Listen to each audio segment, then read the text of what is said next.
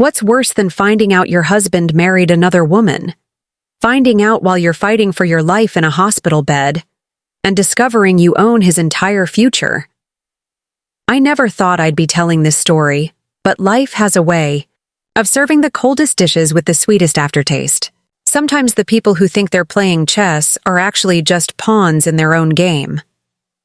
Before we jump back in, tell us where you're tuning in from, and if this story touches you, make sure you're subscribed because tomorrow, I've saved something extra special for you. My name is Elena Martinez, and 6 months ago, I was lying in a hospital bed at Miami General, battling a rare autoimmune condition while my husband, David, was supposedly handling the paperwork for our restaurant empire. Little did he know that his new bride, my former head chef Rebecca, was about to help him lose everything he thought he was stealing from me. The machines beeped steadily beside me as I plotted their downfall, each ping marking another second of their borrowed time at the top. You see, before I landed in that sterile hospital room with tubes running through my arms and nurses checking my vitals every few hours, I was known as Miami's restaurant queen. 23 successful restaurants across Florida, 3 James Beard Awards, and a reputation that made even the toughest food critics bow their heads in respect. My latest venture, an innovative fusion restaurant in South Beach, had just been featured in Food and Wine magazine as the next big thing in culinary innovation. But to my husband of 8 years, I was just the lucky woman who inherited her father's first restaurant and, somehow, turned it into gold. The story of how I built this empire isn't what you might expect. It started in my father's tiny Cuban restaurant in Little Havana, where the smell of sofrito and roasting pork would fill the air every morning. Papi didn't just teach me how to cook, he taught me how to run a business. Mijija, he would say, in this industry, the food brings people in, but it's the business sense that keeps the lights on. Every morning before school, he would sit me down with the books, teaching me about profit margins, overhead costs, and the importance of protecting your assets.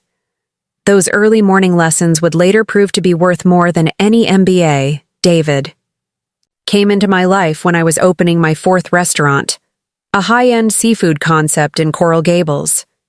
He had that clean-cut investment banker look, tailored suits, perfectly styled dark hair, and a smile that could charm the caviar off a sow. Critic spoon? Back then, I was so busy expanding my business that I barely had time to date. When he offered to help manage the financial side of my growing empire, it seemed like fate. Here was someone who could shoulder half the burden while I focused on what I did best, creating unforgettable dining experiences. "You're the creative genius, honey," he'd say, kissing my forehead while I pored over new menu concepts. "Let me handle the boring numbers." And like a fool in love, I did. Oh, I kept my majority ownership. My father taught me that much before. He passed, but I gave David free rein over the day-to-day operations of our finances. After all, that's what marriage is about, right? Trust? Looking back now, I realize that trust is like a fine wine. It should be earned slowly and savored carefully. The first sign that something was wrong came during the opening of our newest restaurant, Mariposa, a stunning rooftop venue overlooking Biscayne Bay. It was meant to be the crown jewel of our empire. I'd hired Rebecca Thompson, a rising star chef from New York, to head the kitchen. She was brilliant with flavors, but had an ego bigger than her knife collection. Her signature dish, a deconstructed paella that had earned rave reviews in Manhattan, became an instant hit in Miami. But while she was deconstructing traditional dishes, she was also deconstructing my marriage. I noticed how she and David would often have emergency meetings about the menu, always running late into the night. The staff would exchange knowing looks, but everyone stayed quiet. After all, who wants to be the one to tell the boss that her husband is getting too close to the new chef? I was too focused on the launch to see what was right in front of me, too busy ensuring that every detail was perfect, to notice that my personal life was falling apart like in poorly prepared soufflé. Then came the headaches. Blinding, devastating migraines that would leave me curled up in darkness for hours, unable to even look at the computerized inventory systems I prided myself on managing. The doctors were puzzled at first, until they discovered my immune system was attacking my own body. Stress, they said, their voices filled with concern. You need to slow down. Your body is telling you something important. David was surprisingly supportive of me taking a step back. Too supportive. Looking back now. He practically pushed me into that first hospital stay, insisting he and Rebecca could handle everything. Focus on getting better, love. The empire's in good hands. The way he said empire should have been my first clue. It sounded less like concern and more like anticipation. I still remember the exact moment my world shifted.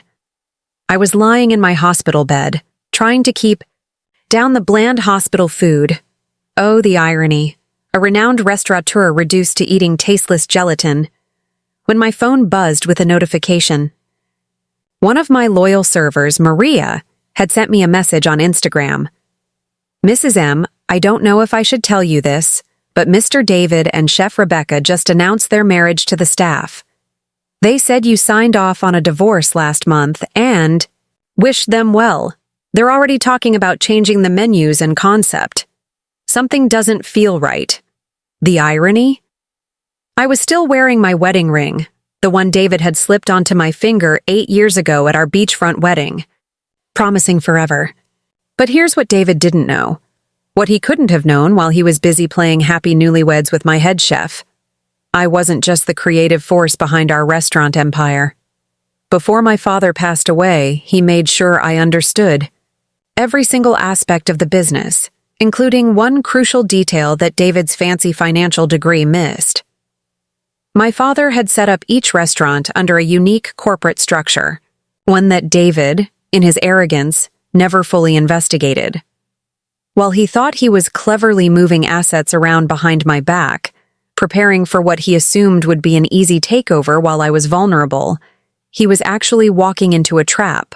That would make his betrayal the most expensive mistake of his life. Poppy always said, in business, like in chess, you have to think 5 moves ahead. Well, David was about to learn that he'd been playing checkers while I was playing chess all along. I looked at my hospital room's window, watching the Miami sunset paint the sky in shades of revenge red, and smiled for the first time in weeks. The palm trees swayed gently in the evening breeze, witnesses to the calm before the storm I was about to unleash. Game on, mi amor, I whispered, reaching for my phone to make a call that would set everything in motion. Let's see how well. You and Rebecca can run an empire built on sand. The hospital's fluorescent lights flickered as I made my first move. My fingers trembled slightly as I dialed a number I hadn't used in years. Carmen? It's Elena. Remember that favor you owe me from the James Beard dinner? I need your expertise as a forensic accountant. The line crackled with a knowing chuckle. I wondered when you'd call, Querida. David's not as clever with numbers as he thinks. I'd met Carmen Rodriguez 15 years ago when she saved my first restaurant from an embezzling manager. She wasn't just any accountant, she was a financial bloodhound who could smell corruption in a spreadsheet from a mile away. While David was busy playing restaurant mogul with his new bride, Carmen was quietly gaining remote access to our company's financial records, courtesy of the emergency protocols I'd put in place years ago. The next morning, my hospital room transformed into a command center. Between nurses checking my vitals and administering medications, Carmen and I pored over financial records on her laptop. Elena, mira esto, she muttered, pointing at a series of transactions. He's been siphoning money into a separate account for months, but he made a crucial mistake. She highlighted a pattern of transfers that made me smile despite my condition. David had been so focused on hiding money from me that he'd forgotten about the quarterly audit requirements written into each restaurant's founding documents. Your father was a genius, Carmen said, shaking her head in admiration. These corporate structures, they're like a series of nested dolls. Preparing and narrating this story took us a lot of time, so if you are enjoying it, subscribe to our channel. It means a lot to us. Now back to the story. David thinks he's moving money between restaurants, but he's actually creating a perfect trail of evidence. My father's voice echoed in my memory. Mihija. Sometimes the best trap is one that looks like an opportunity. While I was planning my counterattack, David and Rebecca were riding high on their perceived victory. Through the staff grapevine, I learned they were already making sweeping changes. Rebecca had fired 3 of our most loyal executive chefs, replacing them with her friends from New York. David had started renovations on 4 locations, burning through cash like it was water. They even had the audacity to plan a rebranding celebration at Mariposa, inviting Miami's elite to witness the evolution of my life's work. But their house of cards was about to face a hurricane. While they decorated for their grand party, I made another call, this time to Judge Isabella Vega, an old family friend who'd been a regular at my father's restaurant since before I was born. Elena, when your father helped my son get clean and gave him a job washing dishes, I promised, I'd always be there for your family. What do you need? Within hours, I had an emergency injunction ready. The timing had to be perfect. Too soon, and David might find a way to wiggle out.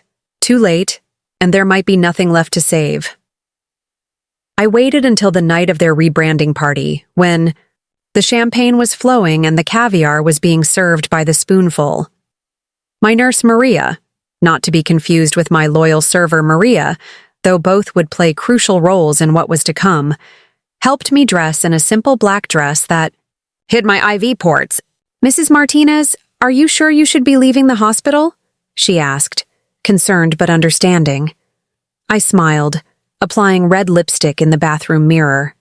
Some infections require aggressive treatment, Maria. Tonight, I'm administering a very special kind of medicine. The valet at Mariposa did a double take when my car pulled up. I could see the panic in his eyes. He'd obviously been told I was away indefinitely. Inside, the restaurant was transformed. Gone were the subtle Cuban influences I'd carefully woven into the design. Instead, Rebecca had opted for what she probably thought was modern luxury. All chrome and sharp edges, as subtle as a knife to the heart. David spotted me first. The color drained from his face as I walked through the crowd, which parted like the Red Sea. Rebecca, who was mid-speech about her innovative new vision, stopped mid-sentence when she saw me. The microphone trembled in her hand. Please, don't. Stop on my account, I said, my voice carrying across the suddenly silent room. I'm fascinated to hear about the future of my restaurants. The emphasis on my made David flinch. He started toward me, that smooth smile of his already in place, ready to spin some story. But I wasn't there to hear explanations. With perfect timing, the doors opened again. In walked Carmen carrying a stack of financial documents, followed by 2 police officers and my lawyer, Victoria Chang. David Martinez and Rebecca Thompson? One officer asked, though it was clearly just a formality. We have some questions about certain financial irregularities. The look of confusion on Rebecca's face was priceless. Clearly, David hadn't shared the full extent of his financial maneuvering with his new bride. As the officers began reading, their rights, I addressed the stunned crowd of Miami's finest. Ladies and gentlemen, I apologize for the interruption. However, I thought you should all know that the rebranding you're here to celebrate was funded with embezzled money. The good news is, the original vision for Mariposa and all our restaurants will continue unchanged. David, finally finding his voice, shouted across the room, You can't prove anything. I had authorization for every transfer. That's when Carmen stepped forward, opening her folder with a flourish. Funny you should mention authorization, Mr. Martinez. Would you like to explain these discrepancies to everyone, or should we wait for the SEC auditors? The rest of the evening was a blur of police statements, shocked guests hurriedly leaving, and Rebecca having a complete meltdown when she realized her new husband had just dragged her into a federal investigation. But my favorite moment came when Victoria handed David the final piece of paper, a document showing that, thanks to my father's careful planning, every attempt he'd made to seize control of the restaurants had actually been strengthening my legal position. As David was led away in handcuffs, still protesting his innocence, I sat down at the bar, my bar, and ordered a glass of our finest champagne. The bartender, Tony, who'd been with us since the beginning, served it with tears in his eyes. "Welcome back, Mrs. M." I raised my glass to the empty restaurant, to my father's portrait on the wall, and to the future. Sometimes the best revenge isn't just served cold. It's served with style, precision, and a perfect garnish of justice. The morning after David and Rebecca's arrest, I woke up in my hospital room to discover something unexpected. While the local news was buzzing with headlines about their scandal, my phone was flooded with messages. Not from rubberneckers or gossip mongers, but from the families of my restaurant staff. Dozens of voice messages, each telling a story I'd never known about how David and Rebecca had been quietly terrorizing our employees for months. Maria, my loyal server who'd first tipped me off, finally felt safe enough to tell me everything. She came to my hospital room, clutching a folder full of documented incidents. "Mrs. M, they weren't just changing menus and stealing money. They were destroying the culture you built." Her hands trembled as she showed me proof of how they'd been forcing employees to work off the clock, threatening to report our undocumented workers if they complained, and creating an atmosphere of fear throughout our entire organization. The revelation hit me harder than any of the financial crimes. My father had built our first restaurant on the principle that every employee was family. We'd put countless kids through college, helped families buy their first homes, and created a community that stretched across generations. David hadn't just betrayed me. He'd betrayed everyone who'd ever believed in our vision. That's when I realized that my revenge couldn't just be about justice for myself. It needed to be about restoration for everyone affected. Against my doctor's advice, I checked myself out of the hospital. "Ms. Martinez," Dr. Chen protested, "your autoimmune condition isn't fully stabilized." I smiled, hooking my portable IV stand to my wheelchair. "Sometimes, doctor, the best medicine is purpose." My first stop was our commissary kitchen, the heart of our operation where we prepared base sauces and specialty items for all 23 restaurants. The staff fell silent when I rolled in, until Rosa, our 60-year-old sauce master, burst into tears and hugged me. "Patrona, we knew you'd come back to us." Over the next few hours, stories poured out like wine at a feast. Rebecca had tried to replace our generations-old recipes with her modern interpretations. David had canceled our employee education program, claiming it was too expensive. They'd even stopped our tradition of providing family meals for staff, a cornerstone of our culture since my father's time. But what they'd done next was truly diabolical. They'd created a shadow payroll system, making it appear that undocumented workers were being paid properly while actually paying them far below minimum wage. The threat of deportation kept everyone quiet. Well, almost everyone. I wheeled myself into my old office, now stripped of the family photos I'd kept there. Carmen was already waiting, her laptop open. "Elena, I found something else, something bigger than the embezzlement." She showed me a series of emails between David and a developer named Marcus Kingston. They'd been planning to sell our prime locations to Kingston's company for luxury condominiums, using the money to start a new restaurant group in New York. "The best part?" Carmen grinned. "Kingston's company has a history of failing environmental impact studies. I did some digging. They've been falsifying reports for years. And guess who just sent me proof?" She pointed to a CC'd email from Rebecca's personal account. Apparently, she was hedging her bets, keeping evidence in case David turned on her. I felt a familiar migraine starting, but this time it fueled my determination rather than weakening it. "Get me Victoria on the phone. And call Judge Vega, we need to expand the investigation." Within hours, Victoria had drafted emergency motions not just to freeze David and Rebecca's assets, but to establish a victims' compensation fund for our employees. Judge Vega, understanding the urgency, agreed to hear us immediately. But I had one more card to play. I called an all-staff meeting at Mariposa, our largest venue. Every employee from all 23 restaurants was invited, with their families. The place was packed, buzzing with anxiety and hope. I had Carmen help me onto the stage, leaving my wheelchair behind. "Family," I began, my voice shaking slightly. "First, I want to apologize. While I was focused on my own health and heartbreak, you were suffering in silence. That ends today." I nodded to Victoria, who began distributing documents to everyone present.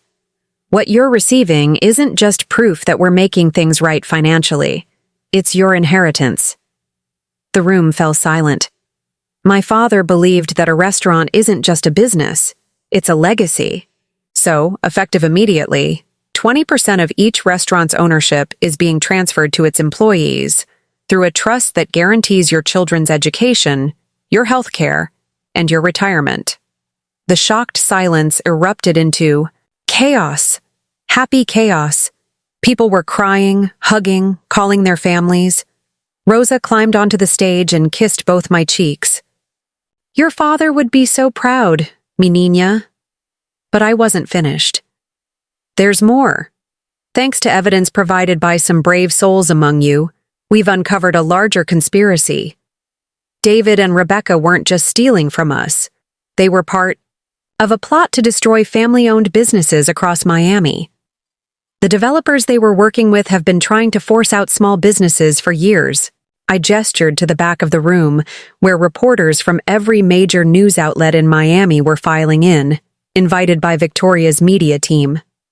"Today, we're not just telling our story, we're starting a movement. Every piece of evidence we've gathered is being shared with state and federal investigators. But more importantly, we're establishing the Martinez Family Business Protection Fund, dedicated to helping other family businesses fight back against corporate predators." The next morning, my story was everywhere, but not the story people expected. Instead of a salacious tale about a love triangle and betrayal, the headlines focused on worker rights, immigrant exploitation, and corporate corruption. David and Rebecca's attempt to steal my restaurants had exposed something much bigger, a citywide pattern of developers using similar tactics to destroy family businesses. As I watched the sunrise from my office, restored to its former glory with family photos back in place, I realized that sometimes the best revenge isn't about destroying your enemies. It's about building something stronger from the ashes of their betrayal. My father had always said that a good meal brings people together, but a great restaurant builds community. I picked up my phone to call Carmen. We had more work to do. After all, this wasn't just about saving my restaurants anymore. It was about protecting a way of life, one family business at a time. 3 months after David and Rebecca's arrest, I stood in the kitchen of our original Little Havana location, teaching a group of former undocumented workers how to read financial statements. The irony wasn't lost on me. The very people David had tried to exploit were now becoming small business owners themselves, thanks to our new employee ownership program. Mrs. M., Jorge, our longtime line cook, raised his hand. "If we increase food costs by 2% but raise menu prices by 3%, how does that affect our profit sharing?" His question made me smile. 6 months ago, he'd been afraid to even ask for a day off. Now he was analyzing profit margins like a seasoned restaurateur. The investigation into David and Rebecca's schemes had unveiled something unexpected, a hidden talent pool among our staff. People who'd been forced to hide their education and experience because of their immigration status were finally able to show their true capabilities. Maria, my whistleblower, turned out to have an MBA from her home country. She now headed our new employee development program. But the real surprise came from an unlikely source, Rebecca's personal laptop seized during the investigation. Among her files, we found evidence that Kingston Development had been systematically targeting immigrant-owned businesses across Miami, using a network of corrupt health inspectors and zoning officials to force sales at below-market prices. "Elena, you need to see this," Carmen called me one evening, her voice urgent. She'd been analyzing Rebecca's files with help from a cybersecurity expert. They weren't just after restaurants. They had a 5-year plan to transform entire neighborhoods. Look at these projections. The documents showed a calculated scheme to erase Miami's cultural heritage, replacing family-owned businesses with luxury chains and high-end condos. Little Havana, Little Haiti, Alapata, all were marked for what they euphemistically called economic renovation. I remembered my father's words. "A restaurant is more than food. It's history on a plate." These neighborhoods weren't just real estate to be flipped. They were living museums of immigrant success stories. Each family business represented decades of dreams, sacrifices, and determination. That's when I made a decision that would change everything. During my regular checkup with Dr. Chen, I shared my plan. "You're getting stronger," she observed, reviewing my latest test results. "The new treatment protocol is working, but what you're proposing could bring back the stress that triggered your condition." I looked out the hospital window at the Miami skyline. "Sometimes, doctor, healing means fighting the disease, not just the symptoms. What's happening to our community is a disease." The next day, I called an emergency meeting of our newly formed Employee Ownership Council. Representatives from all 23 restaurants gathered in our private dining room at Mariposa. The room buzzed with energy as I unveiled my proposal. "We're going to create the Little Havana Business Preservation Trust," I announced. "Every employee owner will have the opportunity to invest a portion of their profit sharing into a fund that buys and preserves historic business properties. We'll provide below-market rent to family-owned businesses, with options for eventual ownership." Rosa, now our head of cultural preservation, wiped tears from her eyes. "Just like your father did for my family 30 years ago, she was right. When my father helped her family keep their bakery during the last real estate boom, he'd created the model we were now scaling up." The plan wasn't without risks. Some of our more conservative advisors warned that we were overextending ourselves. But our employees voted unanimously to proceed. Within weeks, we'd secured our first property, a historic cigar factory that Kingston Development had been trying to demolish. The investigation into Kingston's network led to unexpected allies. Local journalists, inspired by our story, began digging deeper. They uncovered similar schemes in other cities, leading to a federal investigation. But more importantly, they found other business owners fighting back in their own ways. Sarah Chen, owner of a dim sum restaurant in New York, reached out after reading about our employee ownership program. She'd been documenting wage theft in Chinatown restaurants for years. Together, we began building a national network of restaurant owners committed to ethical business practices and cultural preservation. The most powerful moment came during the Isai dedication of our first preserved property. We'd restored the cigar factory to its original glory, converting part of it into a community culinary school. The rest would house 3 family-owned businesses that Kingston had nearly destroyed. As I cut the ribbon, surrounded by our employee owners and their families, I spotted a familiar face in the crowd. Judge Vega was there, beaming with pride. Next to her stood her son, the one my father had helped years ago. He was now a successful attorney, specializing in immigrant workers' rights. "Your father once told me that true success isn't measured by what you own, but by what you preserve," Judge Vega said, hugging me. He wasn't just talking about recipes. Later that evening, as I sat in my office reviewing applications for our next preservation project, I received an unexpected email. It was from Rebecca, writing from prison. "I know you probably won't read this," she began, "but I need you to know something. What you've built, what you're building, it's extraordinary. I was so focused on being a star chef that I forgot what food is really about. Community, family, legacy. I closed my laptop without replying. Some lessons can only be learned the hard way. David and Rebecca had tried to steal my restaurants, but they'd inadvertently helped me discover a bigger purpose. We weren't just preserving buildings or businesses, we were protecting the soul of our city. As I walked through Little Havana that night, past the restored cigar factory where students were now learning traditional cooking techniques, past Jorge's new cafe where he proudly displayed his ownership certificate, I realized that sometimes the best revenge isn't revenge at all. It's renaissance. 1 year after David and Rebecca's arrest, I found myself standing in an unexpected place, a maximum security prison's culinary program. Not as an inmate, but as a guest speaker. The warden had reached out after hearing about our community rehabilitation initiatives, asking if I'd consider mentoring their culinary training program. My first instinct was to decline, but then I remembered something my father once said. Even the sourest ingredients can make a beautiful dish if you know how to transform them. The irony wasn't lost on me that David and Rebecca's betrayal had led to this moment. While they served their sentences in minimum security facilities for financial crimes, I was helping other inmates rebuild their lives through the culinary arts. Today's class was special. We were launching a partnership between our restaurants and the prison's rehabilitation program.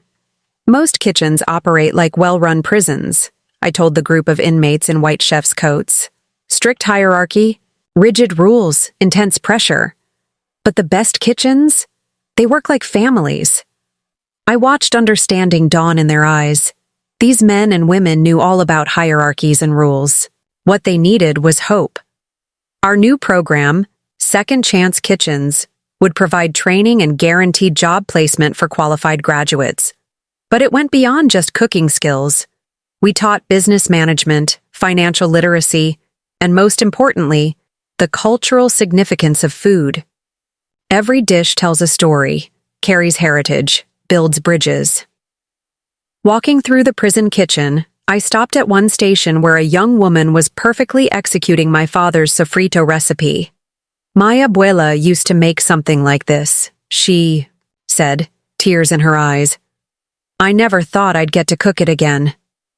Her name was Lucia, and she'd been imprisoned for helping her ex-boyfriend run a financial scam, a painful reminder that love can lead us down dark paths. Back at Mariposa. That evening, I hosted a unique dinner service. Our prison program graduates who'd completed their sentences were cooking alongside our regular staff, serving a sold-out crowd of Miami's most influential citizens. The menu was a fusion of recipes from our students' diverse backgrounds, each dish telling a story of redemption. Between courses, I received an urgent call from Carmen. Elena, you won't believe what I just found. Remember those shell companies Kingston Development used? I traced them back to a familiar name, Rebecca's father, Senator Thompson. The revelation struck like lightning. Rebecca's betrayal hadn't just been about ambition or love. It had been part of a decades-long family operation. The Thompsons had been using their political connections to facilitate these development schemes across multiple states. Our little Miami investigation had unknowingly pulled a thread that was unraveling a national conspiracy. But instead of feeling vindictive, I felt oddly peaceful. Send everything to the federal investigators, I told Carmen, but keep our focus on what matters, building, not destroying. That night, after the successful dinner service, I gathered our team, including our newly graduated former inmates, in the kitchen. Today, we served more than just food, I began. We served second chances, dignity, and hope. That's my father's real legacy. Jorge, now our head chef after completing his business degree, raised his glass of sparkling cider. To Don Martinez, he said, who taught us that the secret ingredient is always love. The kitchen erupted in cheers and salud. As we celebrated, I received another unexpected message, this time from Michelle, my former head chef Rebecca's. teenage daughter. She'd been living with her aunt since her parents' imprisonment and had been following our story. "Mrs. Martinez," she wrote, "I know my mom and stepdad hurt you badly, but seeing what you've built, how you've helped others, I want to learn from you. Not just about cooking, but about leading with grace." The request touched something deep in my soul. Revenge is like a rich dessert, momentarily satisfying but ultimately empty. What nourishes us is the ability to transform pain into purpose. "Come by the kitchen tomorrow," I replied. "Bring your apron." The next morning, I stood in my father's original restaurant, now transformed into our culinary education center. The walls were lined with photos, not just of my family anymore, but of all our success stories. Former inmates who'd become sous chefs, undocumented workers who now owned their own cafes, young people who'd found purpose in preserving their cultural heritage through food. Dr. Chen, during my final checkup, had been right. "Your autoimmune condition," she said, reviewing my latest results. "It's in complete remission. Whatever you're doing, it's healing more than just our community." As I prepared for another day of classes, I thought about David and Rebecca. Their betrayal had been meant to destroy me, to take everything I'd built. Instead, it had forced me to build something far greater than I'd ever imagined.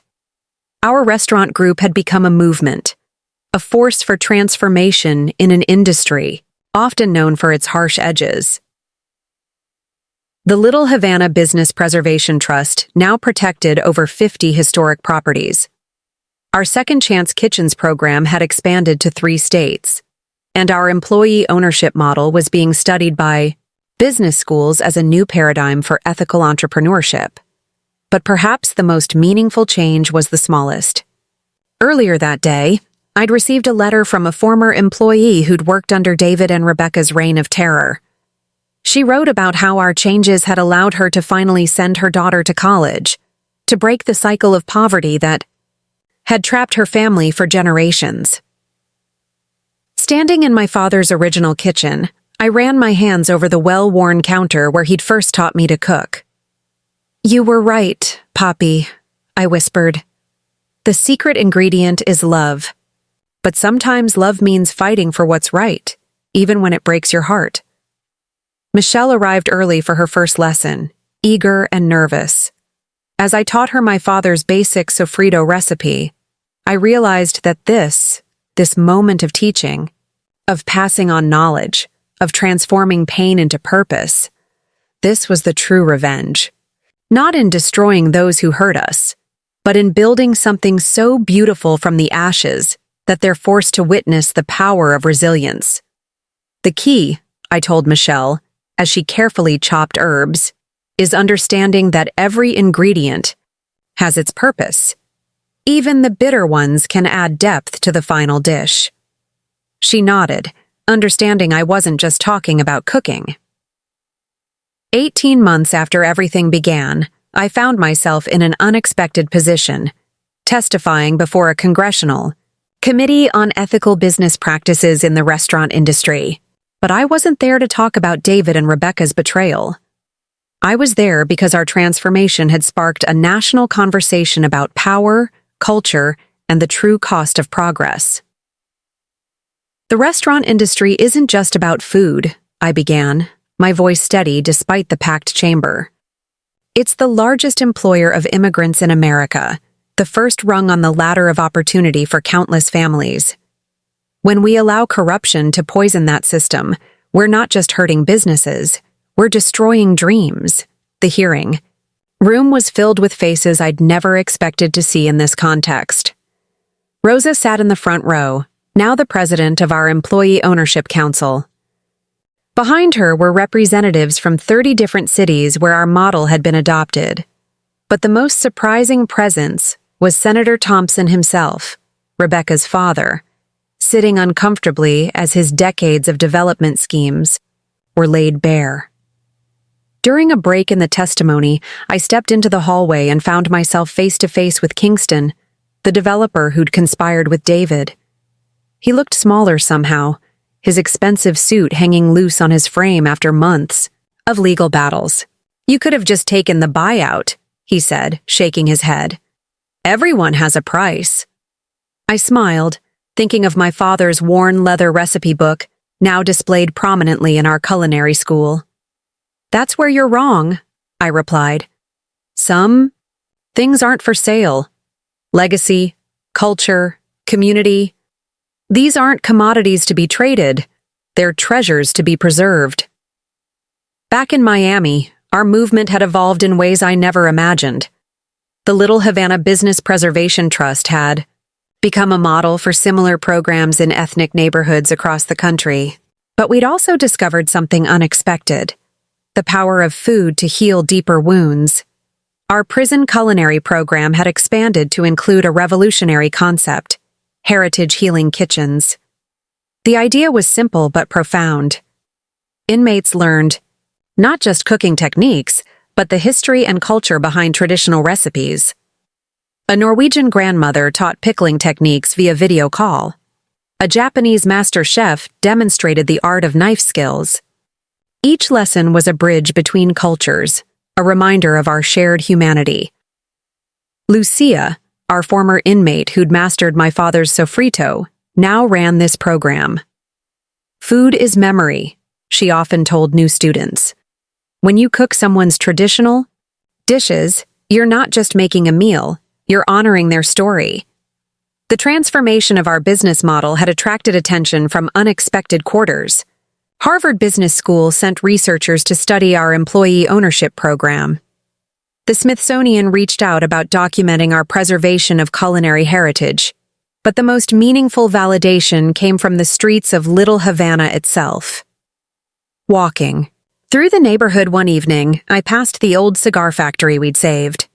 The ground floor now housed a cooperative market where immigrant entrepreneurs sold traditional foods and crafts. Above it, our culinary school was in full swing, the windows steamy from cooking classes. On the roof, a urban garden supplied fresh herbs to local restaurants, tended by former inmates learning sustainable agriculture. "Mrs. Martinez," called out a familiar voice. It was Michelle, Rebecca's daughter, who'd become one of our most dedicated students. She was leading a group of tourists on our new Taste of Heritage food tour. "We're just talking about how your father started all this." The irony wasn't lost on me. David and Rebecca had tried to erase my father's legacy, but their actions had instead amplified it beyond anything we could have imagined. Their betrayal had forced me to think bigger, to understand that preserving culture wasn't just about keeping old recipes alive. It was about creating new ones that honored the past while embracing the future. That evening, I received an unexpected call from Victoria, our lawyer. "Elena, the federal investigation into Senator Thompson's development schemes just revealed something interesting. Remember those shell companies? They weren't just buying properties. They were systematically targeting immigrant-owned businesses in historic neighborhoods across the country. But here's the twist. They kept detailed cultural records of everything they destroyed." I sat down, understanding the implications. They were documenting the culture they were erasing? Exactly. The senator's office has thousands of files. Recipes, family histories, business records. They treated it like collecting trophies. But now, as part of the settlement, they're required to turn everything over. "Elena, we could use this to help restore what was lost." The next morning, I called an emergency meeting of our leadership council. Now a diverse group, including former inmates, immigrant entrepreneurs, and next-generation preservationists. As we sat around the table where my father had once taught me to make Cuban coffee, I shared Victoria's discovery. "This is our chance," I explained, "to turn their documentation of destruction into a blueprint for restoration. Every recipe they recorded, every story they collected, it's not just evidence of their crimes. It's a seed bank of cultural heritage waiting to be replanted." Jorge, who'd recently opened his own restaurant focusing on indigenous Mexican cuisine, leaned forward. "Like taking their weapon and turning it into a tool for healing." The plan came together organically. We would create the Cultural Heritage Restoration Project, using the seized records to help displaced business owners reclaim their legacies. But we'd go further, creating a digital archive, developing educational programs, and establishing a grant fund for cultural entrepreneurs. As I watched my team spring into action, I thought about the day I'd received that devastating email in my hospital bed. David and Rebecca had tried to take everything from me, but they'd failed to understand what my father had always taught me. True wealth isn't in what you own, but in what you preserve and pass on. Later that night, as I locked up the original restaurant, I found a small package by the door. Inside was a worn recipe book with a note from Rebecca's mother. Found this in the senator's files. It belonged to a restaurant he forced out of business in 1986. Maybe you can help it find its way home. I held the book carefully, feeling the weight of its history. Tomorrow, we would begin the work of tracing its origins, of healing another wound we hadn't even known existed. Because sometimes the best revenge isn't about getting even. It's about getting better, about turning pain into purpose, and loss into legacy. 2 years to the day after my hospital stay, I received an invitation that would change everything. Again. The United Nations was hosting their first Global Cultural Preservation Summit, and they wanted me to be the keynote speaker. But what caught my attention wasn't the prestigious invitation, it was the location. Singapore, my mother's homeland, a place I hadn't visited since I was a child. You never talk about your mother's side of the family, Carmen observed as we reviewed the invitation in my office above the original restaurant. The walls now displayed not just my father's achievements, but a growing collection of preserved recipes from around the world, each one a story of survival and resilience. Because that's another story of loss, I replied, touching the jade pendant my mother had left me. When she married Papi, her family disowned her. They couldn't accept that she'd chosen a Cuban immigrant over their chosen match. I hadn't told this story before. How my mother had traded her family's famous restaurant empire in Singapore for love and a small Cuban cafe in Miami. The summit would be held in the Marina Bay Sands, just blocks from where my grandfather's first restaurant once stood. Maybe it's time, Carmen suggested, to bridge that ocean too. Before leaving for Singapore, I visited David in prison one last time. Not for closure, I'd found that long ago, but because he'd requested to share something important.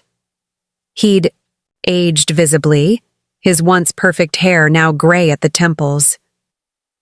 "Your Cultural Heritage Restoration Project," he began, hands fidgeting on the visitor room table.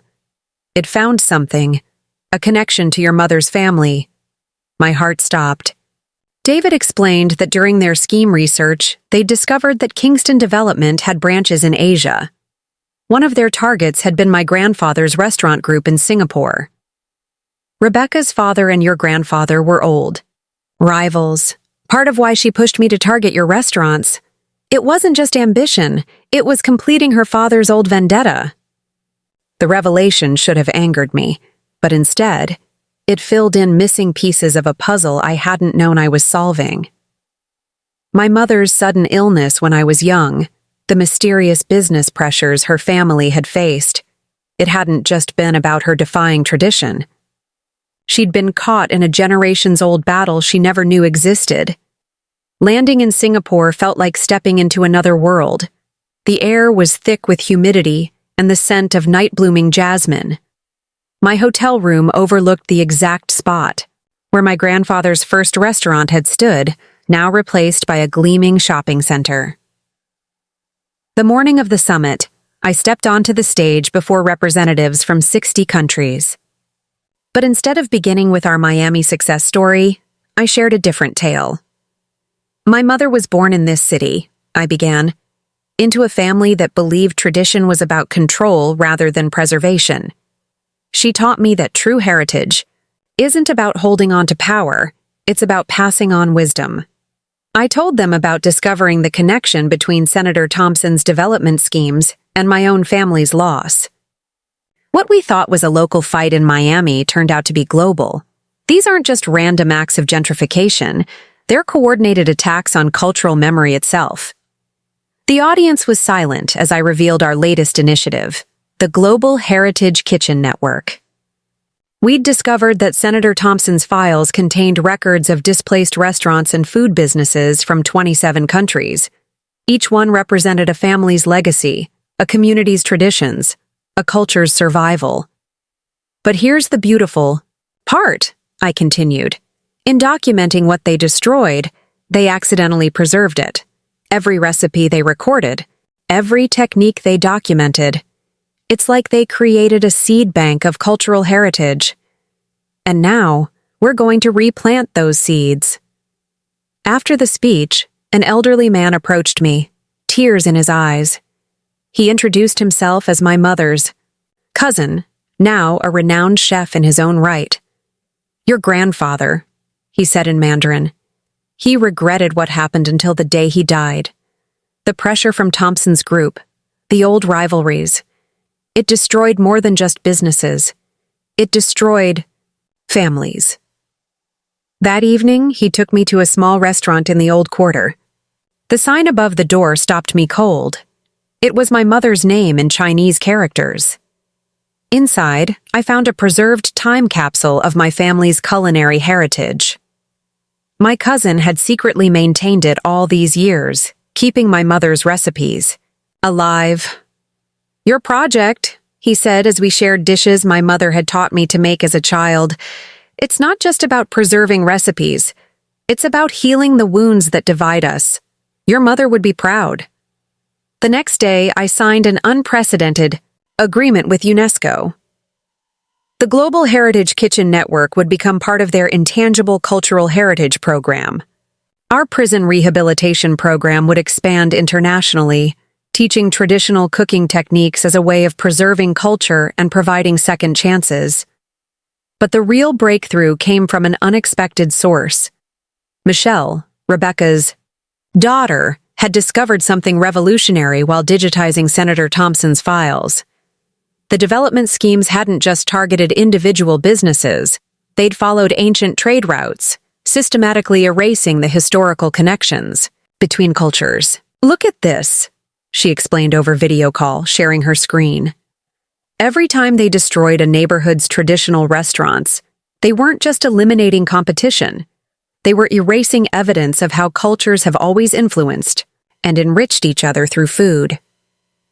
This insight led to our most ambitious project yet, the Culinary Connection Initiative. Using the documented recipes and techniques from Thompson's files, we began mapping the historical journey of dishes across borders and generations. Each recipe became a thread in a vast tapestry of human connection. As I prepared to leave Singapore, my cousin handed me a small package. Inside was my mother's old recipe journal, preserved all these years. She sent this to me before she died, he explained. She wanted you to have it when you were ready to understand. The journal contained more than recipes. It held the story of how love can transcend cultural barriers, how preservation isn't just about keeping things the same, but about allowing them to grow and evolve while honoring their roots. On the flight home to Miami, I read my mother's final entry. My dearest Elena, they say you can never go home again. But maybe home isn't a place. It's the wisdom we pass on, the traditions we honor, and the love we share through the food we create. Your father taught me that a recipe is more than instructions. It's a bridge between hearts. Build those bridges, mi amor. Some will try to burn them, but you have the power to rebuild them stronger than ever. 5 years after the Singapore summit, I found myself sitting in a place I never expected. A university lecture hall at MIT's newly established Center for Cultural Preservation Technology. The students facing me weren't culinary students or business majors.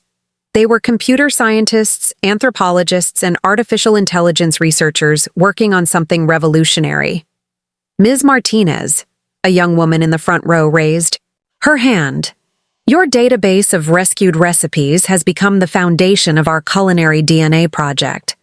But we've discovered something unexpected in the patterns. The student, Amara Chen, was no relation to Dr. Chen who had treated me years ago, but she shared the same intensity. The culinary DNA project had started as a simple digitization effort of the recipes and techniques we'd recovered from Senator Thompson's files. But these brilliant young minds had transformed it into something else entirely. Using advanced AI analysis, they'd begun mapping what they called culinary migration patterns. The subtle ways recipes evolved as they moved across borders and generations. "Show her the Bangkok connection," another student called out. Amara pulled up a holographic display that filled the center of the room. It showed thousands of glowing threads connecting cities across Asia, Europe, and the Americas. Each thread represented a recipe's journey, but not just its physical path. It showed how the recipe had changed, adapted, and influenced other dishes along the way. "This thread here," Amara pointed to a pulsing golden line connecting Singapore to Havana. "It's your parents' story. Your mother's Singaporean cooking techniques merging with your father's Cuban traditions created a unique culinary signature. We can actually trace how those hybrid recipes spread through your restaurant empire and influenced a whole new generation of chefs." The visualization struck me speechless. What had started as a personal story of betrayal and revenge had evolved into something that was quite literally mapping human connection through food. But the students weren't finished surprising me. "There's more," Amara continued. "Remember how Kingston Development targeted specific neighborhoods? We analyzed the pattern of their attacks alongside our culinary DNA map. They weren't just targeting valuable real estate. They were systematically attacking points of cultural fusion, places where different culinary traditions were actively blending and evolving. The revelation hit me hard. David, Rebecca, and their conspirators hadn't just been after property values. They'd been trying to stop the natural evolution of cultural exchange itself. Their vision of luxury dining meant freezing cuisines in time, preventing the organic fusion that had always been the heart of culinary innovation. That evening, I had dinner with an unexpected guest, Michelle, Rebecca's daughter, who had grown from my student into a respected food anthropologist. She'd been working with the MIT team, bringing her unique perspective as someone who had seen both sides of the story. "You know what's ironic?" she said, sharing a plate of what we now called fusion sofrito, a blend of Cuban and Singaporean, spices that had become our signature. My mother and grandfather thought they were preserving authentic cuisine by stopping cultural mixing, but that's never been how food works. Authenticity isn't about purity, it's about honest evolution. The next morning, I received an urgent call from Carmen, who had transitioned from forensic accounting to heading our global data preservation efforts. "Elena, remember those shell companies we tracked down years ago? The AI team just found something in their structure. It wasn't random. The whole network was designed to mirror historical trade routes. They were trying to recreate old colonial power structures through real estate." This discovery led to our next major initiative. Working with the MIT team, we developed what we called cultural resilience maps, predictive models that could identify communities at risk of cultural erasure before developers could target them. But instead of just playing defense, we used this knowledge to create fusion zones, supported spaces where different culinary traditions could safely mix and evolve. The first fusion zone opened in Miami's Little Havana, in a building that had once been targeted by Kingston Development. The ground floor housed our original restaurant, now a living museum of Cuban Singaporean cuisine. The upper floors contained a tech hub where students like Amara worked on mapping and preserving culinary traditions from around the world. During the opening ceremony, I received an unexpected message from David, who had been released from prison 2 years earlier. He was working as a line cook in a small diner in Nebraska, having been barred from any management positions in the restaurant industry. "I see what you've built," he wrote, "and I finally understand what I was really trying to destroy. It was never about the money. I was afraid of change, of evolution, of letting go of control. His message reminded me of something my mother had written in her recipe journal. Every ingredient has its purpose, even the bitter ones. They remind us that life is about balance, about transformation, about turning poison into medicine. As I watched young chefs from different backgrounds experiment in our Fusion Zone kitchen, I realized that this was the true legacy of our story. Not the revenge that had started it, but the revolution it had sparked. We weren't just preserving traditions. We were creating safe spaces for them to grow, adapt, and thrive. The betrayal that had nearly destroyed me had instead sparked a movement that was now protecting cultural evolution itself. Sometimes the best revenge isn't about getting even, or even about building something new. It's about protecting the natural flow of human connection, one recipe at a time. 10 years after David's betrayal in that hospital room, I found myself facing an ethical dilemma I never could have anticipated. Our AI-powered culinary DNA project had evolved beyond anything we'd imagined, and its latest discovery threatened to reshape everything we thought we knew about cultural preservation. The algorithm found something in the ancient trade routes, Amara explained, now heading our research division at MIT. It's not just about food anymore. We've uncovered what appears to be a deliberate pattern of cultural suppression dating back centuries. And Elena, your family's story is at the center of it. The holographic display showed a complex web of connections. But unlike our previous visualizations, these lines pulsed with an ominous red glow. They revealed how certain powerful families, including Rebecca's ancestors and, surprisingly, my own grandfather's rivals, had been part of a centuries-old network dedicated to controlling cultural evolution through food. We're calling it the Taste Consortium, Amara continued, pulling up historical documents our AI had discovered in previously encrypted files. They believed that by controlling what people eat, they could control how cultures mix and evolve. Kingston Development wasn't just a real estate scheme. It was the modern face of an organization that's been operating since the colonial era. The revelation shook me to my core. All those years ago, when David and Rebecca had betrayed me, they'd unknowingly been pawns in a much larger game. The question now was, what would we do with this information? That evening, I received an unexpected visit from someone I hadn't seen in years, Judge Vega's son, now a prominent international human rights lawyer. Your AI discovery has implications beyond food, he explained, spreading documents across my office desk. We found similar patterns in language suppression, artistic traditions, even architectural designs. It's all connected. We gathered an emergency meeting of our global leadership team, connecting virtually across 12 time zones. Michelle, who had become our chief anthropologist, presented her analysis. The consortium's method was brilliant in its simplicity, she explained. They didn't just destroy cultural traditions, they replaced them with artificial ones, creating false histories that served their interests. The implications were staggering. How many of our traditional dishes were actually engineered by the consortium? How much of our cultural heritage was authentic, and how much was carefully crafted control? But amid this troubling discovery, we found hope in an unexpected place.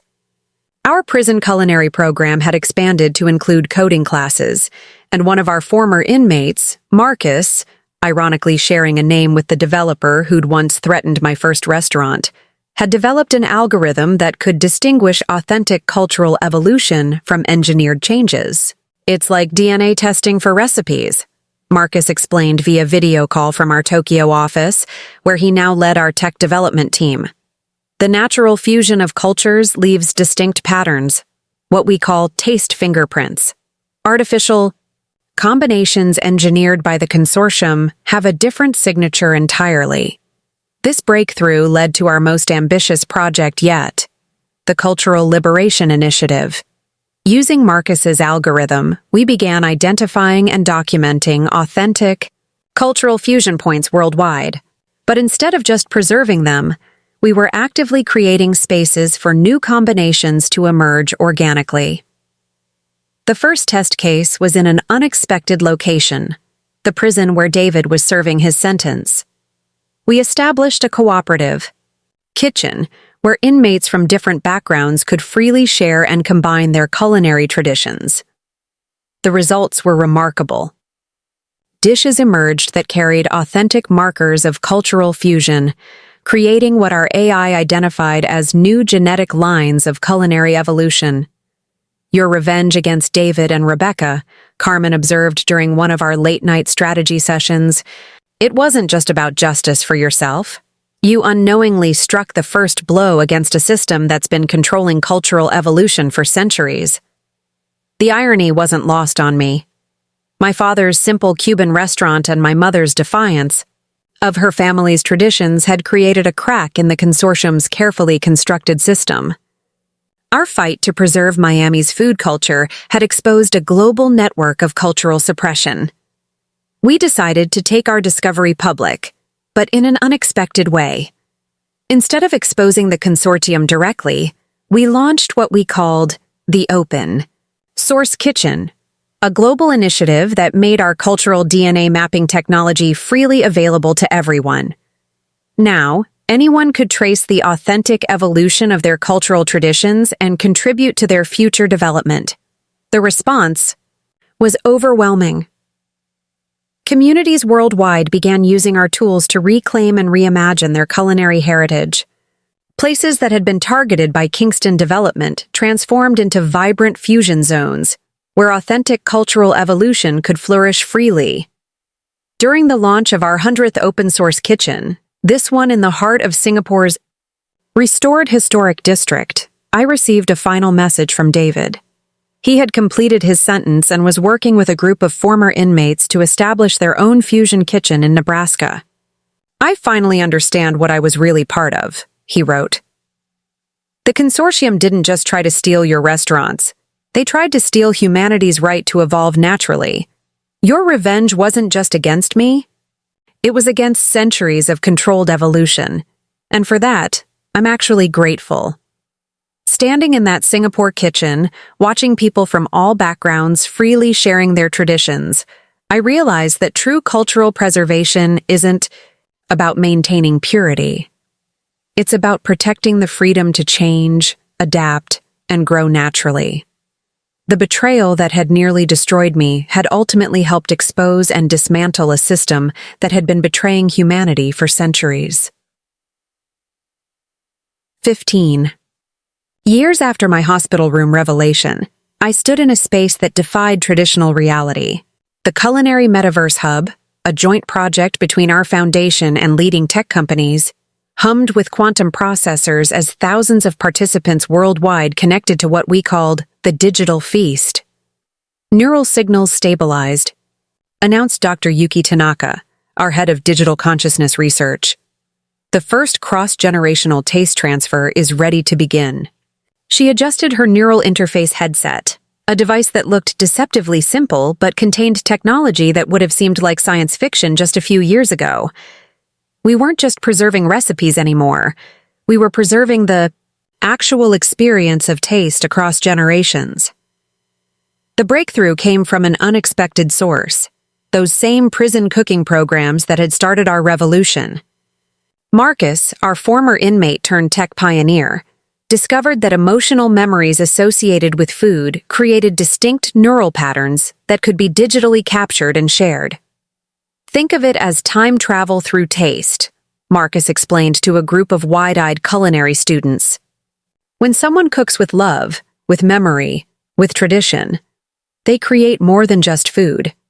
They create a neural timestamp of their entire cultural experience." The implications were staggering. Using our quantum neural network, people could now experience not just the taste of historical dishes, but the entire emotional and cultural context of their creation. A grandson could taste his grandmother's soup exactly as she made it decades ago, complete with the love and memories that seasoned it. But this technology had revealed something unexpected about the Taste Consortium's centuries of manipulation. Their engineered traditions lack emotional depth, Amara reported, analyzing the neural data. It's like tasting food without love, technically perfect, but spiritually empty. This discovery led to our most controversial project yet, the Emotional Restoration Initiative. Using our neural mapping technology, we began identifying and healing cultural trauma caused by centuries of forced culinary evolution. Communities could now reclaim not just their lost recipes, but the emotional heritage that had been stolen from them. The project faced immediate backlash from unexpected quarters. Traditional culinary schools argued that we were digitizing the soul out of cooking. The consortium's modern descendants, now operating through sophisticated tech companies, tried to discredit our research. But they couldn't argue with the neural data, or the tears of joy from people experiencing their true cultural heritage for the first time. During one particularly powerful session, we connected a group of Indigenous Australian elders with their ancestors' pre-colonial food memories. "It's like remembering something we never knew we forgot," one elder said, tears streaming down his face as he experienced his great-great-grandmother's traditional preparation methods. The technology spread faster than we could have imagined. Street food vendors in Bangkok began offering memory meals, traditional dishes served with the actual neural experiences of their original creators. In Mexico City, ancestral taste tours let people experience pre-Columbian cuisine through the minds of ancient cooks. But our most profound impact came from an unexpected application of the technology. We discovered that taste memories could bridge political and cultural divides that had seemed insurmountable. When people could literally taste the love in each other's traditional foods, centuries-old conflicts began to dissolve. "Food might not solve everything," Michelle observed during a global peace conference where our technology was being used. "But it's hard to hate someone once you've experienced their grandmother's love through their family recipes." The prison, where David had served his sentence, became our first neural culinary academy, where inmates could both share their own food memories and experience others. The healing impact was profound. Recidivism rates plummeted as participants found new connections to their cultural heritage and empathy for others. One day, while monitoring a neural transmission from our Singapore hub, I received an alert about an unusual pattern in the quantum data stream. Our AI had detected what it called a temporal taste anomaly, but were always meant to come together. The consortium struck back with predictable desperation. They launched a disinformation campaign, claiming our multiversal preservation efforts were destabilizing the fabric of reality. They weren't entirely wrong. We were changing reality, but not in the way they claimed. Every time we preserved an alternate cultural tradition, every time we allowed these parallel evolutions to inspire new fusion cuisines, we were healing damage that spanned dimensions. The quantum data showed that cultural suppression in one timeline created taste shadows that affected all others. Then came the breakthrough that changed everything. During a routine quantum scan, our AI detected what it called a nexus point, a moment in time where all possible cultural evolutions intersected. To our astonishment, it coincided exactly with the moment I had received that email in my hospital room 20 years ago. "Your decision to fight back," Dr. Tanaka explained. "It wasn't just a personal choice, it was a quantum event that rippled across multiple timelines. In every reality where you chose revenge through preservation rather than destruction, cultural evolution flourished in new ways." This revelation led to our most ambitious project yet, the Interdimensional Cultural Heritage Network. Using quantum entanglement, we created a system that could protect cultural evolution across all accessible timelines simultaneously. When the consortium attempted to suppress a tradition in one reality, our network would strengthen it in all others. The impact was profound and unexpected.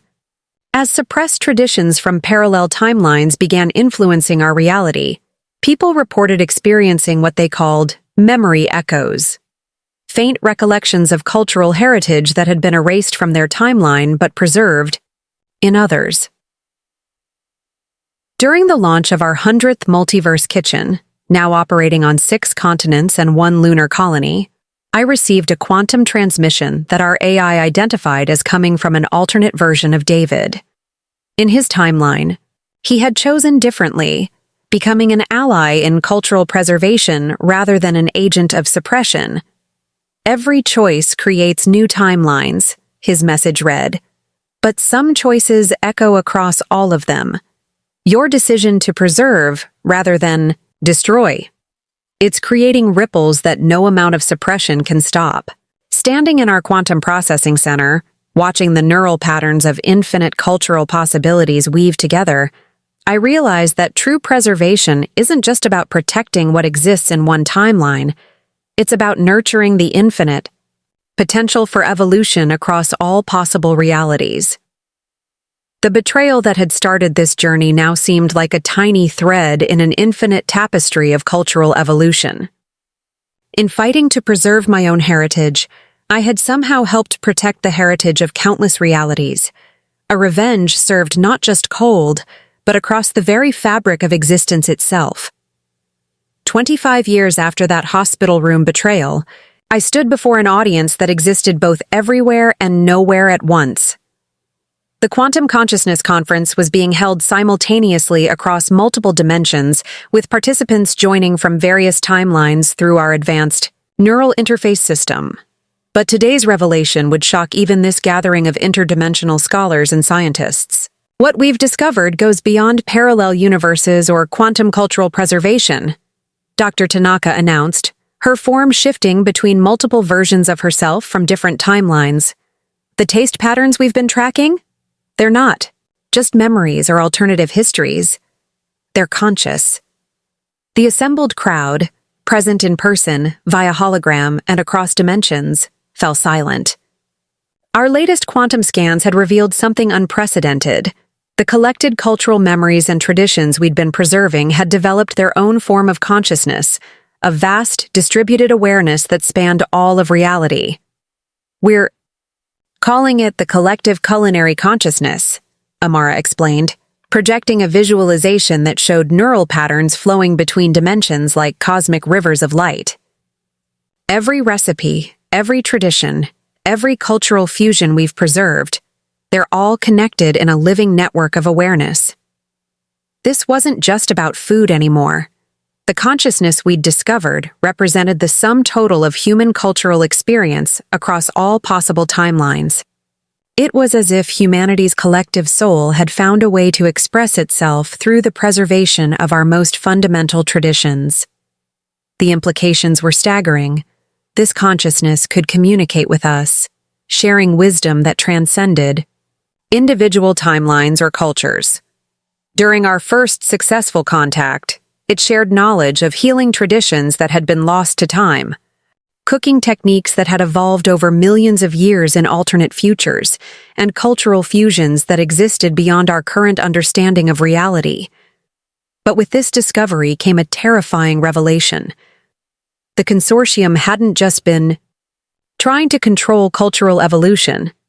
They had been actively working to prevent this consciousness from emerging. Their suppression of cultural traditions across multiple timelines had been an attempt to stop humanity from achieving this type of collective awareness. They knew, Michelle realized, analyzing data from quantum scans of consortium facilities across dimensions.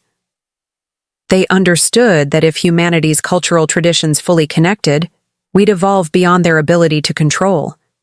They weren't just real estate developers or cultural suppressors.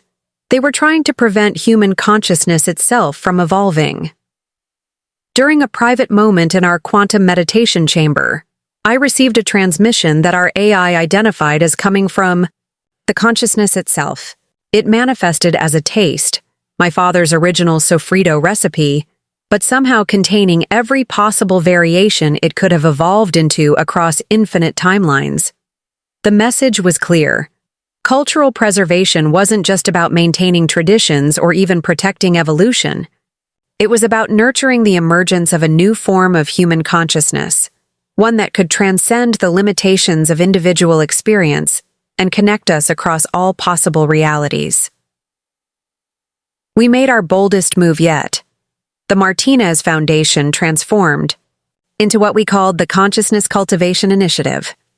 Our multiverse kitchens became doorways not just to other timelines, but to higher states of collective awareness. Every meal served became an opportunity for consciousness expansion. Every preserved tradition a thread in an infinite tapestry of evolving awareness. The consortium made their final desperate attempt to stop us. They launched a coordinated attack across multiple timelines, trying to sever the quantum connections we'd established. But they didn't understand what they were really fighting against. The consciousness we'd helped nurture had become self-sustaining, existing beyond any single point in space or time. Their attack backfired spectacularly. When they tried to disrupt our quantum network, the consciousness responded by sharing itself, even more widely.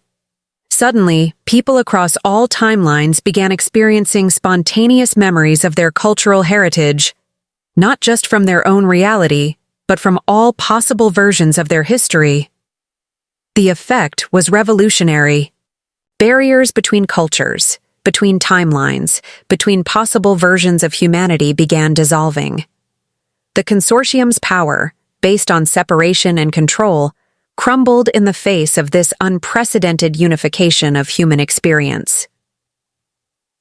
During the culmination of this transformation, I received one final quantum transmission, simultaneously from every version of David across all timelines. "We were all wrong," the message read, each word carrying the weight of infinite perspectives. "We thought we were fighting over culture, over tradition, over power. But we were really fighting over humanity's right to evolve into something greater than the sum of its parts." Standing in what had once been my father's simple Cuban restaurant, now a nexus point for quantum cultural consciousness, I watched as people from across dimensions shared meals together, each bite carrying centuries of tradition and infinite possibilities for evolution. The betrayal that had started this journey now seemed like a necessary catalyst, the bitter ingredient that had somehow produced the sweetest possible outcome. The ultimate preservation, I realized, isn't about keeping things the same, or even about protecting natural evolution. It's about nurturing the emergence of something entirely new, a consciousness that can hold all possible versions of who we are and who we might become. As I shared one final meal with versions of my family from across infinite timelines, I understood that revenge, justice, even preservation, these were all just steps on a path to something far greater.